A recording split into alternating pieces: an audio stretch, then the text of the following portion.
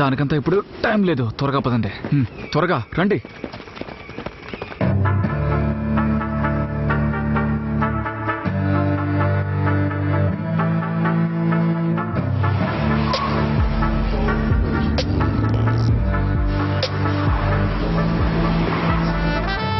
మనం వచ్చిన దారిలో 6 కిలోమీటర్ల వరకు లెఫ్ట్ రైటే లేదు. ఆ దారిలో వెళ్తే మనం ఇరుక్కుపోతాం. ఇక్కడ నుంచి 4 కిలోమీటర్ దూరంలో ఒక కంటైనర్ యాడ్ చూపిస్తోంది. అంతటితో రోడ్డు ముగుస్తుంది. అయితే మనం అటే వెళ్ళాలి.